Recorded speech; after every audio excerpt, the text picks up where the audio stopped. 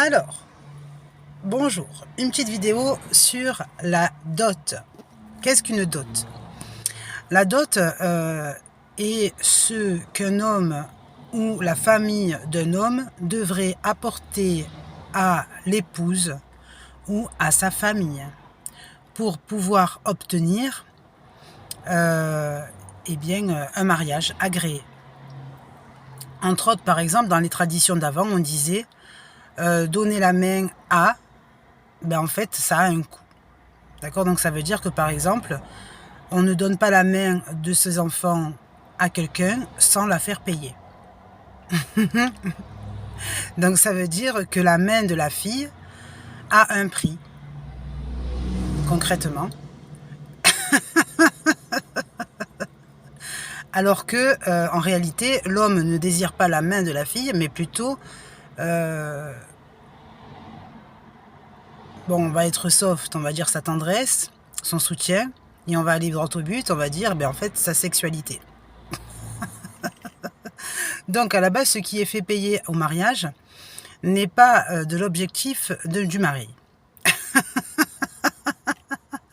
C'est un détournement.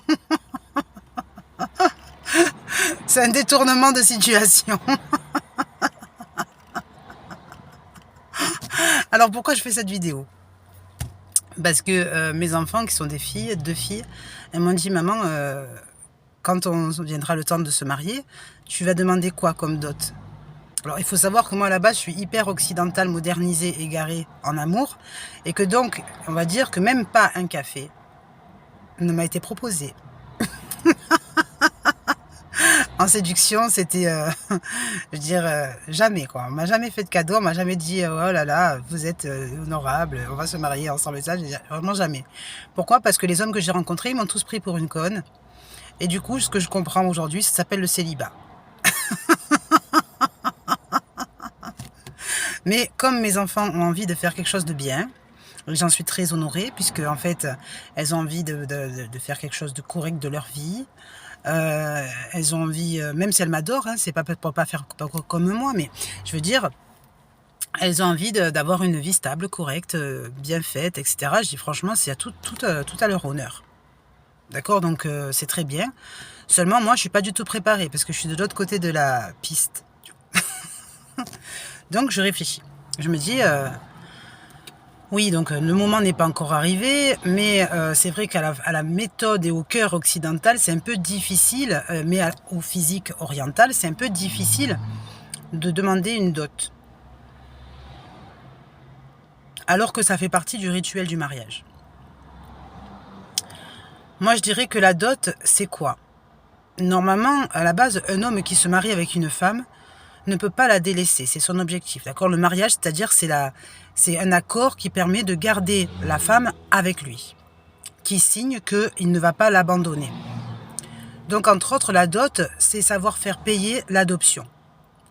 La dot, c'est savoir couper le cordon ombilical une deuxième fois, donc, pour pouvoir récupérer la personne avec elle, c'est-à-dire, entre autres, confier l'enfant, la fille, au mari. C'est-à-dire que le parent accepte que l'enfant, qu'il perd son autorité sur l'enfant et que c'est le mari qui la récupère. Ah, enfin, donc ça c'est ça en fait l'histoire. Donc ça veut dire que normalement dans la réalité, la dot est essentielle pour que le mari puisse récupérer énergétiquement l'autorité sur la femme. Donc ça veut dire quoi? Ça veut pas dire... c'est un peu compliqué de notre temps, parce que normalement, on espère que c'est la femme qui pourra avoir autorité sur elle-même déjà, c'est-à-dire la base de son autonomie. Ça veut dire que la femme n'est pas soumise à l'homme et que automatiquement, on espère un homme qui soit assez ouvert d'esprit pour pouvoir établir une égalité de couple et non pas une domination qui n'a pas de sens et qui lui permettrait d'avoir toute autorité, c'est-à-dire que la femme n'a pas le droit de se rebeller. D'accord? Et que la femme n'a pas le droit, par exemple, de lui dire ce qu'il doit faire, etc., parce que c'est lui qui a autorité. Donc ça veut dire qu'ainsi, la dot permet à l'homme, s'il n'est pas bon, de faire tout ce qu'il veut.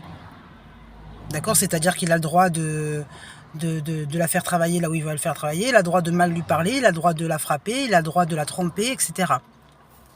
Si l'homme n'est pas bon. D'accord? Si c'est un homme mauvais, en fait, la dot, on autorise le droit. Donc ça veut dire qu'énergétiquement, en fait, eh bien, la femme se retrouve sans aucune justice de son côté à cause de la dot.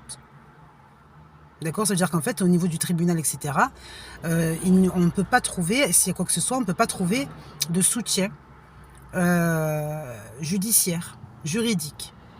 D'accord? Ça veut dire ça. Ça veut dire carrément, en fait, la dot, c'est le fait le pouvoir de payer l'autorité suprême et donc de l'enlever de la part des parents et de l'enlever de la part de la justice. D'accord? Donc, dans le fond du fond, la dot, ça veut dire ça. Maintenant, est-ce que ça reste une tradition pour que ce soit mignon? C'est-à-dire, entre autres, voilà, j'enlève votre fille de votre vie. Je tolère que vous restez sa mère ou son père, mais je la prends pour épouse, donc je la prends avec moi, on s'associe par la dot. Donc ainsi, ça voudrait dire que tout le contexte du mariage se trouve dans la dot. Ça voudrait dire que la dot devient alors la salle de mariage, fictive ou réelle, d'accord, qui fait que eh bien, l'épouse se trouve à l'intérieur. D'accord? La dot, c'est donc carrément, je vais dire quoi? Eh bien, en fait, l'appartenance à un autre groupe familial. D'accord? Ça veut dire qu'en fait, les enfants sortent de l'état du parent, d'accord? C'est-à-dire de tout le système éducatif qui s'est passé auparavant, etc. Et qui pourtant est un argument de choix. D'accord? Donc ça veut dire qu'entre belles familles, etc., qui se connaissent et qui se rencontrent, normalement on dit oui, tu viens d'une bonne famille, tu viens de là, est-ce qu'on est d'accord que vous soyez ensemble et tout? Bon. Alors que le mariage est une scission familiale d'un point à un autre. Ça veut dire on viendra toujours vous rendre visite, il n'y a pas de souci, on vous connaît parce que bien sûr c'est normal, mais on vous oublie. D'accord? Ça veut dire que c'est nous qui faisons notre vie. Presque, vous existez pour notre portrait de famille, mais pas, ni plus ni moins, quoi. Donc, si c'est dans ce sens, c'est pas mauvais, parce que c'est vrai qu'on dit que chacun doit faire sa vie. D'accord? Ça veut dire qu'en fait, chacun doit être capable de faire sa vie. Par contre, il faut faire attention du fait que si on enlève les enfants énergétiquement des parents, alors que toute leur vie a été construite dessus, il faut faire très attention du fait de la transformation. C'est pour ça qu'on dit Shaitan et Rajim. C'est-à-dire, Allah est unique et sans associé, mais Shaitan et Rajim, c'est-à-dire celui qui n'est plus seul, par contre, qui est accompagné. Donc dans le mariage, maudit. Dans quel sens? Dans le sens où, en fait, il est enlevé de tout le système éducatif qui s'est créé, donc qui a construit sa mentalité, son repère, sa façon de penser, etc., vers d'un coup quelque chose de nouveau, ce qu'on appelle une forme d'amnésie des accords. D'accord? C'est-à-dire que la personne, elle est formatée par la dot et elle obtient eh bien, un mariage, une forme de chimiothérapie. D'accord? Donc évidemment, la famille n'est pas le cancer, heureusement, on espère en tout cas, mais ça voudrait dire ça.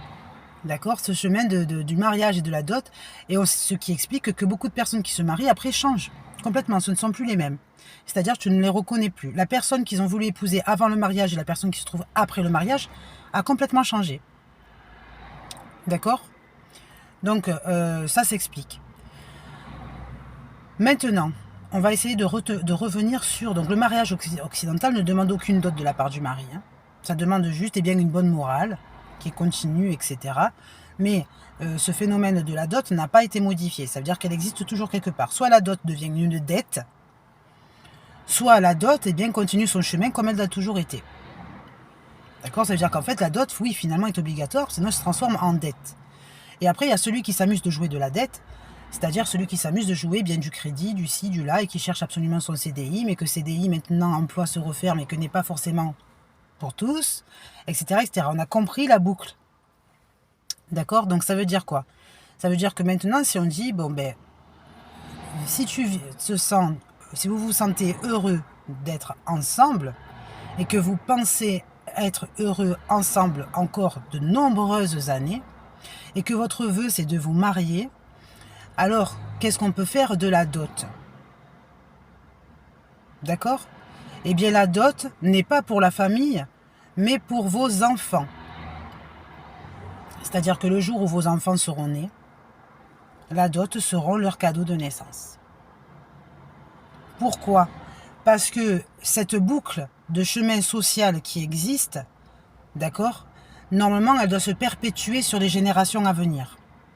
Plutôt que de faire une rétroactivité sur ce que le parent accepte qu'il n'a plus son enfant. Alors que pas du tout. Donc l'idée de cette dot, c'est de demander une somme qui sera correcte au moment de la naissance des enfants. Alors, imaginons qu'il n'ait pas qu'un enfant, donc, qu'ils en aient peut-être 3, 4, allez, on va pas dire 10, parce qu'à l'époque c'était 10 enfants, mais on va dire 3 ou 4 enfants, un exemple. Donc on imagine à la naissance, allez, l'idéal, on va dire 500 € par enfant de cadeau de naissance, d'accord? De départ, comme ça, de bouquet de naissance, 500 € x 4, ça ferait 2000, par exemple. D'accord? Parce que cette dot reste dans un porte-monnaie fixe, qu'il ne faut pas bouger, et que, on va dire, à la naissance des enfants, il faut être capable de sortir. D'accord? Sachant que les autres cadeaux de naissance qui sont issus d'autres personnes, comme les amis, etc., doivent être distingués de ce cadeau de retour, de ce que la dot a fait.